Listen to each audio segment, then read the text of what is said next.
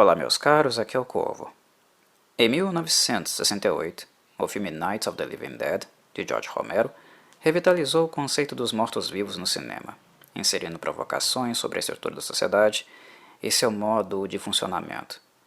Inclusive, eu já discuti esse filme aqui, no Cine Corvo, portanto, quem tiver o interesse de aprofundar, basta procurá-lo na playlist.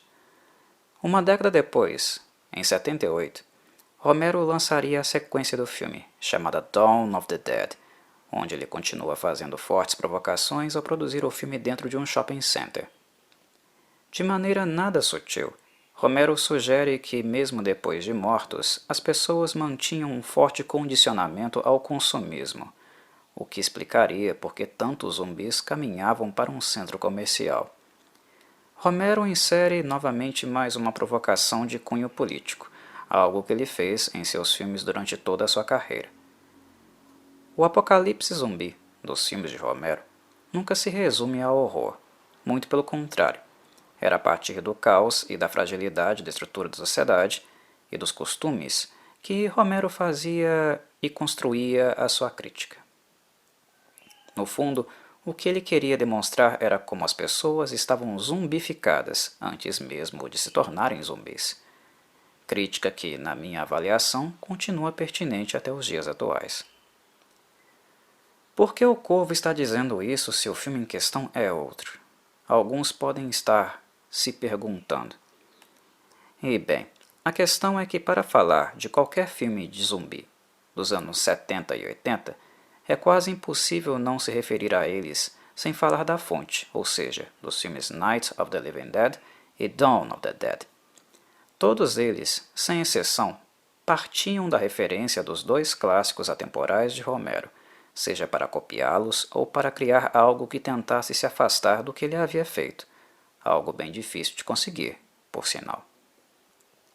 Na Itália, entretanto, um diretor já experiente, mas ainda desconhecido do grande público, conseguiu criar um filme de zumbi que referenciava Romero, mas com uma ambientação e objetivos completamente diferentes dos dele. Esse diretor é Lucio Fulci, que, em virtude do filme que apresento, e alguns outros após ele, ficaria conhecido como Mestre do Gore. Diferente de Romero, Fulci não tinha grandes pretensões com seus filmes. Sua única preocupação era o gore, que em 79 não era algo assim tão fácil de criar em termos de efeitos práticos e maquiagem protética. Era uma arte grotesca ainda em desenvolvimento, e Fulci, especialmente na Europa, foi um dos nomes mais interessados neste campo. Enquanto os filmes de Romero possuíam reflexões mais profundas sobre a estrutura da sociedade e eram relativamente simplórios em relação à maquiagem, os filmes de Fulci eram exatamente o oposto. Simplórios na crítica, que praticamente inexistia, e absurdamente competentes no departamento de maquiagem, o que para filmes de zumbis era algo muito desafiador. Outras perguntas surgem a partir deste apontamento. Se os filmes de Fulci colocavam todo o acento no gore, neste sentido os filmes dele eram menos refinados que o trabalho de Romero? Bem, do ponto de vista do roteiro, nós tranquilamente podemos dizer que sim. Mas, ao mesmo tempo, não podemos cair no erro de acreditar que o trabalho grotesco de Fulci pode ser colocado no mesmo saco de filmes de zumbis que apenas têm a pretensão de chocar ou horrorizar. Definitivamente este não é o caso, visto que Fulci era um artista. Ele estava muito preocupado em criar imagens e cenas pouco convencionais. Ele era um artista ao avesso e desejava colocar à vista aquilo que nós não queríamos ver. É grotesco, mas ao mesmo tempo criativo. Fulci trabalhou com muitos produtores e maquiadores de mão cheia, capazes de reproduzir a sua visão. E a visão dele é como a visão de um ceramista esculpindo um vaso. Sua dedicação é com o horror no âmbito gráfico. Ele queria fazer coisas que Romero, até aquele ponto, não havia realizado em seus filmes do ponto de vista da constituição física dos zumbis. E Fulci atinge seu objetivo com sobras. O título de Mestre do Gore não é gratuito. O filme em questão, chamado originalmente de Zombie 2, Zumbi 2, teve o título mudado nos Estados Unidos para Zombie Flesh Eaters, o que escolhi também para o título desse vídeo. Quando falei do filme italiano Beyond Darkness, eu expliquei que no cinema italiano havia uma prática extremamente antiética de alterar nomes de filmes para enganar o público e fazê-lo acreditar que eles faziam parte de uma mesma franquia. Este é mais um caso dessa prática abjeta e de uma época onde não havia controle e punição prevista na legislação. Não existe o primeiro filme zombie. Na realidade, este foi o nome que Dawn of the Dead, do Romero, recebeu na Itália. Para quem não sabe, Dawn of the Dead na verdade foi uma produção conjunta entre George Romero e Dario Argento, outra lenda do cinema italiano. Em 1978, o filme acabou tendo 2 cortes, e aquele feito por Argento foi chamado de Zombie. Sendo assim, quando Fulci foi chamado para fazer um novo filme de zumbis, o mercado cinematográfico italiano decidiu aproveitar o sucesso de crítica de Dawn of the Dead e o nome italiano Zombie para vender a ideia de que este filme de Fulci seria a sequência direta dele, algo que está longe de ser verdade. Zombie 2 não tem absolutamente nada a ver com Dawn of the Dead. Os conceitos e cinematografia de ambos são completamente diferentes e é como misturar galhos com bugalhos. Mas nomeá-lo Zombie 2 faria com que mais pessoas ficassem interessadas no filme e foi essa patifaria que o mercado italiano mais uma vez acabou fazendo. Era algo realmente necessário? Honestamente, eu penso que não, porque a história provou, com um enorme cult following que recebeu, que o filme acabaria se tornando um dos mais memoráveis do gênero zumbi, independente do nome que adotasse. Foi ele, por sinal, que deu a Lucio Fulci a possibilidade de criar películas ainda mais ousadas, como The Beyond e The House by the Cemetery, que na minha análise são os 2 melhores trabalhos do diretor. Em suma, para que não haja confusões e vocês não saiam por aí procurando o primeiro zombie, repito, ele é o filme Dawn of the Dead, de 1968, com os cortes do Dario Argento. E na Itália, este filme aqui, Zombie 2, foi vendido como sequência direta dele, apesar de não ter relação nenhuma com o anterior. A verdadeira sequência de Dawn of the Dead é o filme Day of the Dead, de 1985, também do diretor George Romero. E o nome Zombie Flesh Eaters foi o título dado a Zombie 2 nos Estados Unidos.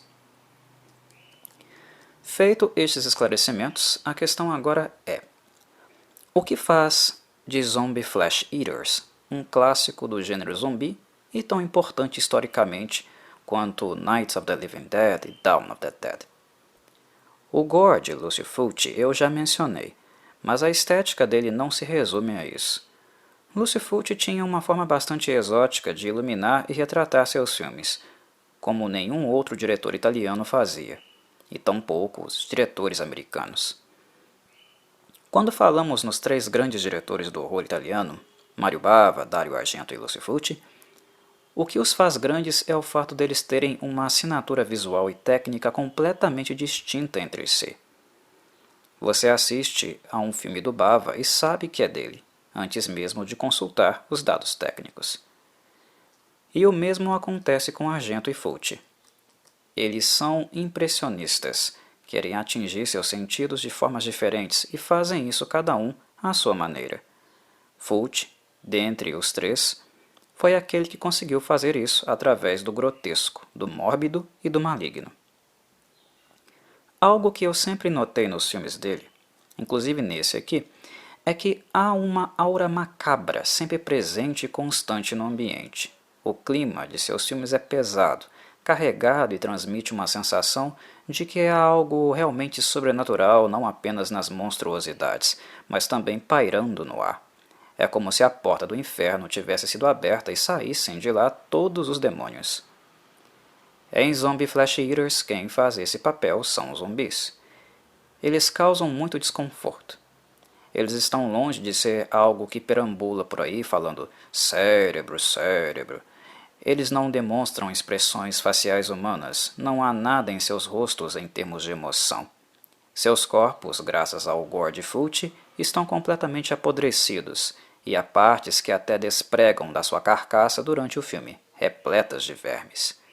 Algo extremamente asqueroso. Mas o que de fato marca é que sentimos como se houvesse algo realmente maligno na essência daqueles corpos que mal conseguem se mover, mas ainda estão famintos por vítimas.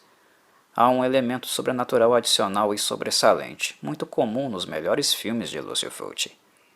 Neste filme, o diretor foi buscar isso no voodoo. A pequena ilha de Matu, no Caribe, é o cenário da catástrofe e pandemônio que acompanhamos.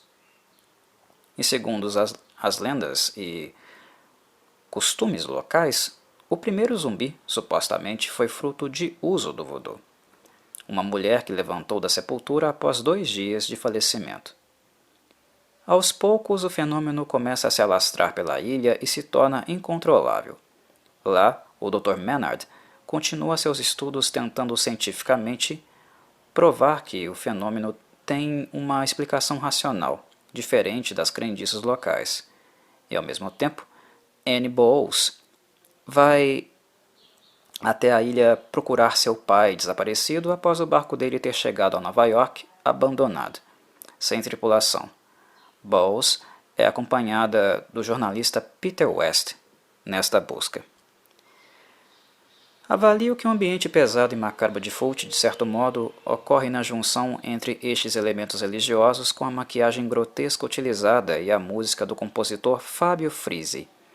Assim como Dario Argento trabalhou nos seus filmes mais importantes com a banda de rock progressivo Goblin, criando a chamada música della paura, Fábio Frizzi era o braço direito de Fulci em termos de trilha sonora. Ele fez inúmeros filmes com ele, que, por sinal, ficaram impermeados deste estilo sonoro e escrita pouco convencional dele. A música de Frizzi é sempre muito estranha, e na primeira audição parece que não se encaixa com a proposta conceitual dos filmes do Fulci. Mas, inexplicavelmente, ela vai crescendo em nós, se sobressaindo, e ao término do filme, nos damos conta de que aquilo que acreditávamos não ser compatível ficou tão colado na película que seria muito difícil imaginar o filme funcionando sem essa música.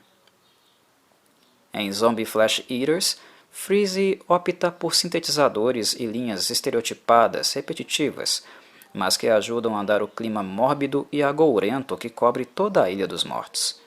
O som que sai dos sintetizadores é grave, denso e ao mesmo tempo constipado, análogo ao som estranho que os zumbis emitem, como se estivessem respirando mesmo sem ter pulmões para fazer isso. Esta é uma das facetas principais da música de Frizzi. Outra também muito importante é a percussão, com batuques que remetem a celebrações tribais e mantêm o conceito do voodoo sempre presente em nossa mente. Os batuques deixados baixo e como plano de fundo, em alguns momentos podem se tornar irritantes, mas isso também não foi gratuito. Fulci deseja isso, pois é uma irritação concomitante com a irritação dos personagens da ilha, que estão sendo assaltados pela horda pútrida que os persegue. Por fim, ainda há uso de música típica do ambiente ilhéu, onde o filme se desenrola, identificável e tradicional do momento histórico em questão. Ele foi filmado em Santo Domingo, na República Dominicana, na província de Latina, na Itália, e também algumas poucas cenas em Nova York, que verão no início e no término da obra. O filme começa em um cartão postal de Nova York e, no encerramento, retorna ao mesmo local. As filmagens, obviamente, foram feitas no mesmo momento, até porque filmar em Nova York é muito caro, e esse filme aqui é um filme de baixo orçamento. Zombie Flesh Eaters é um filme essencial dentro do gênero zumbi. Ele é um dos poucos que satisfatoriamente apresenta nos múltiplos ambientes e tenta extrair o máximo dos cenários naturais utilizados. O clima tropical do filme, a cena marinha, onde um submerso zumbi ataca e até um tubarão se envolve, as tomadas diurnas e noturnas, os incêndios, os corpos que se levantam das covas, tudo é feito com um faro artístico bastante apurado. Fulci quer que o gore se misture com aquilo que também é natural, e agradável na paisagem, justamente para criar em nós a sensação de que todas essas coisas, essas maravilhas, estão sendo decompostas e entrando em estado de decrepitude. A morte não está apenas nos zumbis, e não afeta apenas os mesmos.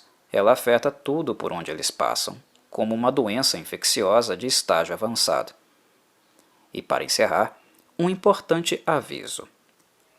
Não esperem respiro ou momentos descontraídos em Zombie Flesh Eaters, nem mesmo no término do filme. Lucio Fulci ficou conhecido também por seus filmes serem tragédias irreversíveis, onde a desgraça aumenta gradualmente e para, no final, apenas enfatizar a máxima de que aquilo que está ruim sempre pode piorar.